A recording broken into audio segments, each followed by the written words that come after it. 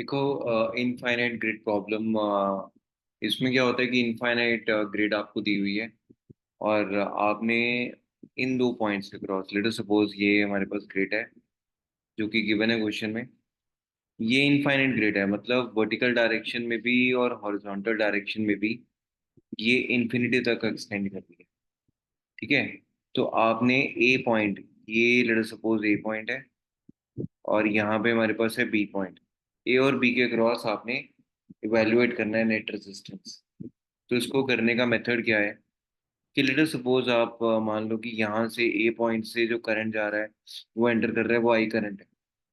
अब ये जो आई करंट है, ध्यान से ध्यान देना है, यहाँ पे आई करंट है।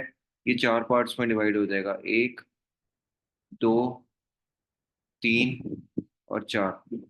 फोर पार्ट्स में डिवाइड हो जाएगा। तो अगर फोर पार्ट्स में डिवाइड हुआ, लेट अस सपोज मैं यहाँ पे बोल देता हूँ कि यहाँ से जो करंट जाएगा वो कितना जाएगा। अगर फोर पार्ट्स में डिवाइड हो रहा है तो आई बाय फोर करंट जाएगा ना यहाँ से। ये आई बाय फोर करंट चला गया। इस पॉइंट पे आई बाय फोर हो गया। अच्छा, अब ये आई बाय फोर करंट यहाँ से जाएगा, देखो ध्यान से देखो, इस पॉइंट पे भी आई बाय फोर उधर से आ रहा होगा। तो आई बाय फोर और आई बाय फोर मिलके हमारे पास क्या बन गया, आई बाय टू बन गया। इसका मतलब कि अगर हमारे पास ये ग्रिड है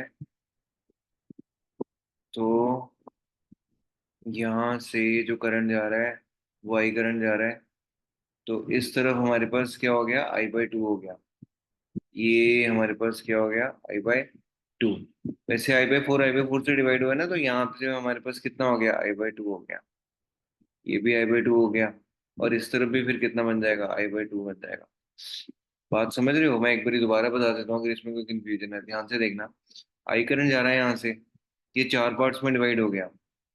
चार पार्ट्स में डिवाइड हुआ तो एक आई करंट यहाँ से, एक, दो, तीन और चार। तो चार पार्ट्स में डिवाइड हुआ तो आई बाय फोर मान लिया मैंने। अच्छा, अब अगर इस टर्मिनल की बात करें तो आई बाय फोर और आई बाय फोर मिलके देखो, यहाँ से आई बाय फोर आ जाएगा और यहाँ से आई बाय फोर। तो ये आई बाय टू हो जाएगा। मतलब हम ये मान लें कि यहाँ से आई बाय टू करंट जा रहा है। ठीक है। अब अगर यहाँ से आई बाय टू करंट जा रहा है तो इस पर्टिकुलर पॉइंट से भी क्या होगा, आई बाय टू करंट ही होगा। समझ रहे हो बात? ये जो मैंने सेल बनाया ऐसे सिर्फ इतना पोर्शन बनाते हैं अभी।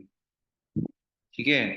तो जब तुम्हारा इतना पोर्शन हमने बनाया, ये एडवांस का क्वेश्चन है, थोड़ा कॉम्प्लिकेटेड है, ध्यान से समझना पड़ेगा।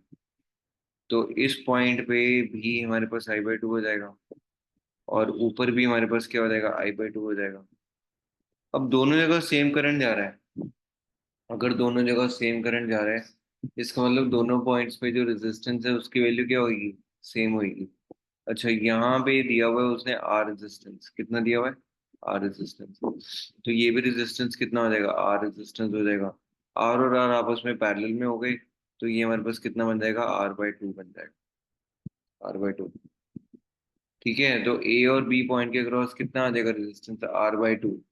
अब इसका ना पूरी डिटेल में नहीं करना होता। जब तुम्हारे पास क्वेश्चन आएगा मैं इसका तुम्हें सीधा फॉर्मूला बता रहा हूँ, वो होता है टू आर बाई एन। मान लो इनफाइनाइट ग्रिड है, यहाँ पे जो इन्फिनिटी इनफाइनाइट जो है वो कौन से सेगमेंट्स है, वो स्क्वायर है। स्क्वायर कॉलम्स को आगे रिपीट किया गया है। इस तरीके से हेक्सागन भी हो सकता है, हेप्टागन भी हो सकता है। हो सकता है वो तुमको कह दे कि ऐसे हेक्सागन है जो कि इन्फिनिट टाइम्स तक रिपीट हो रहे हैं। हो सकता है वो कह दे कि हेप्टागन है जो कि इन्फिनिट टाइम्स तक रिपीट हो रहे हैं। ठीक है। तो तुमने सीधा फॉर्मूला लगाना है, आर इक्विवेलेंट की वैल्यू हो जाती है टू आर अपॉन एन।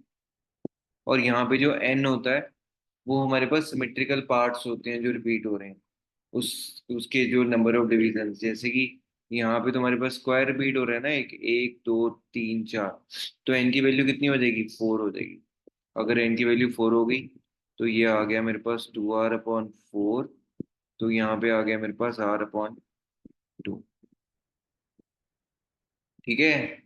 अगर मान लो हेक्सागन होता, हेक्सागन की वैल्यू, अगर हेक्सागन आपस में रिपीट कर रहे हैं तो एन की वैल्यू कितनी हो जाती, सिक्स हो जाती।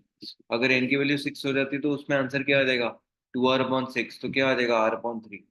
समझ में आ रही है बात? इनफाइनाइट ग्रिड प्रॉब्लम का रट लो तुम्हारे पास, तुमने ये याद रखना है, टू आर अपॉन एन होता है।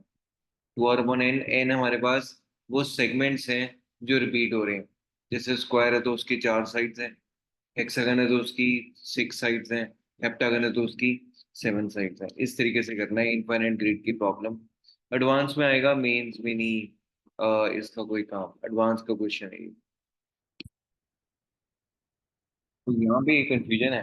देखो इस पॉइंट पे कंफ्यूजन है, मैं तुमको बता देता हूँ। मान लो यहाँ से आई करंट गया, ठीक है। अब आई करंट गया तो ये चार हिस्सों में डिवाइड हो रहा है, ये पहला हिस्सा, दूसरा हिस्सा, तीसरा हिस्सा और चौथा हिस्सा। तो क्योंकि सिमेट्रिकल पार्ट्स हैं तो मैंने आई को लिख दिया I/4, I/4, I/4, I/4। ठीक है। अब इस तरीके से अगर मैं इस जंक्शन की बात करूं, तो I/4 इधर से आ रहा है और I/4 कहाँ से आ रहा है, यहाँ से आ रहा है। I/4 और I/4 क्या हो जाएगा, I/2 हो जाएगा। मतलब यहाँ से जो करंट जा रहा है वो कितना जा रहा है, I/2 जा रहा है। यहाँ से भी I/2 जा रहा है। जब तुम्हारे पास करंट की वैल्यू सेम है, तो इसका मतलब रेजिस्टेंस की वैल्यू भी सेम होनी चाहिए। इस टर्मिनल के क्रॉस वो रेजिस्टेंस बोलते हैं R। इसके क्रॉस भी कितना हो जाएगा, R। R और R पैरेलल में है तो कितना आ जाएगा, R/2 आ जाएगा। ठीक है।